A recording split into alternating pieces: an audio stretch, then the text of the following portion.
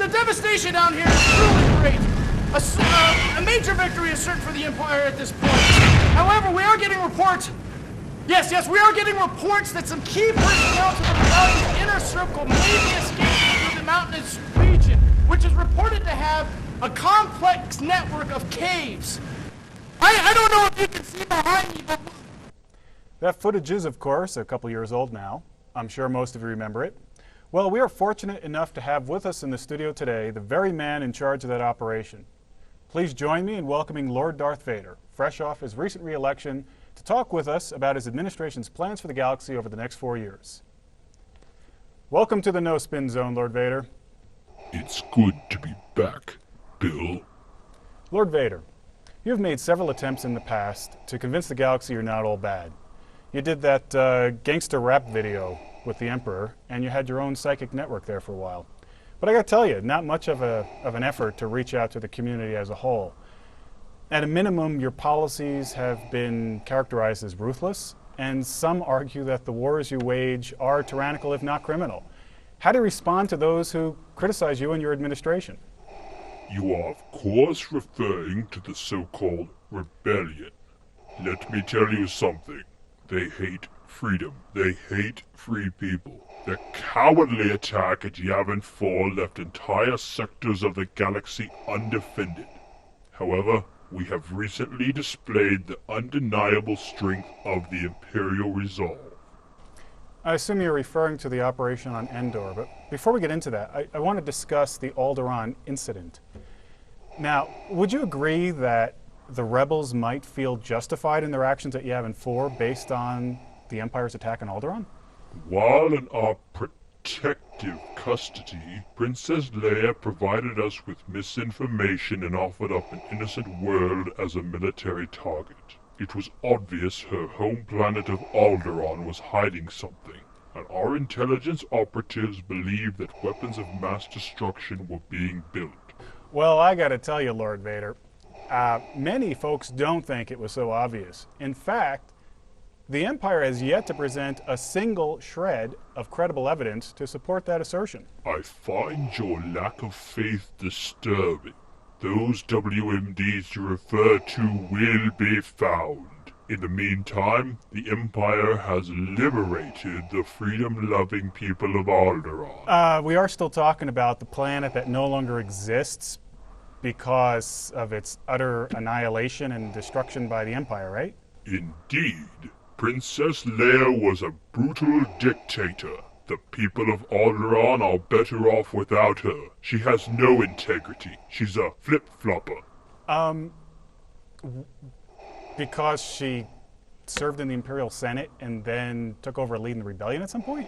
Waffler. I gotta tell you, Lord Vader, we could hardly consider ourselves fair and balanced if I didn't point out that many people think the same about you. That I'm fair and balanced? No, that you once fought for the Old Republic and then switched over to the dark side, making you, in essence, the ultimate flip-flopper. And these same people claim that you're waging these senseless wars to take the focus off the hunt for Skywalker. Skywalker will be brought to justice. We're going to smoke him out. One moment, Bill.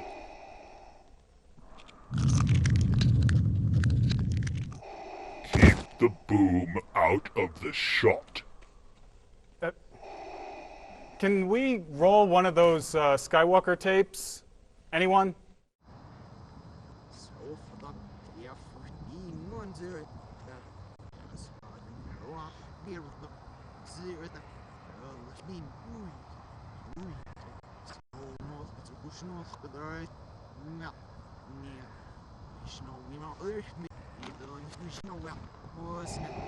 I waged this war to protect freedom. There's an old saying on Coruscant. I know it's on Tatooine. Probably on Coruscant. Fool me once. Shame on you. Fool me twice. Fool me can't get fooled again. I have no idea what you just said. Is someone feeding you lines? No. Okay then, moving on to the military situation on Endor. We've got some reports coming in that some stormtroopers are claiming they don't have adequate armor to fight this war. In fact, they're being taken out by rocks, crashing logs, arrows used by the locals. Arrows, for Hutt's sake. That's nonsense.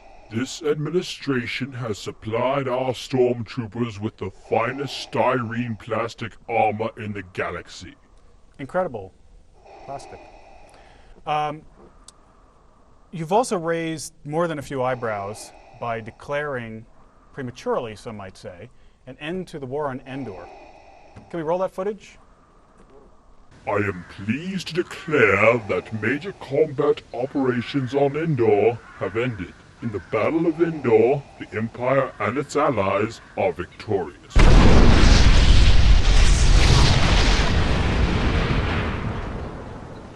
Oh.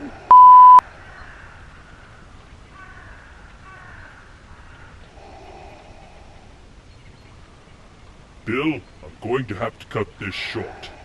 I've just received word that Luke Skywalker has surrendered. The Emperor expects me back on the Death Star for his interrogation. But before I go, I'd like to take this opportunity to address the people of this galaxy. Floor is yours. Fellow citizens, tonight we are an empire awakened to danger and called on to defend freedom. Our grief has turned to anger, anger to hate, and hate to resolution. Whether we bring our enemies to justice or bring justice to our enemies, justice will be done.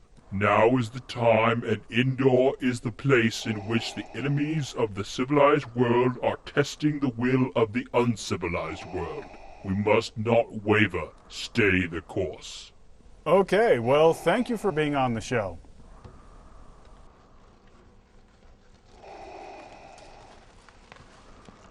I sense your framing was off during the entire interview. Production assistant. You are the new camera operator for camera 3. Don't disappoint me.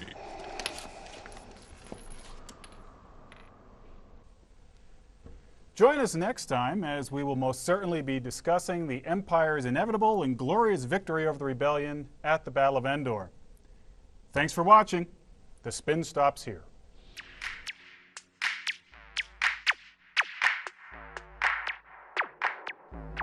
Funding for this program was made possible by our sponsors: Douglas Droid Electronics, Braxton Power Converters, the National Lightsaber Association, and of course, by viewers like you.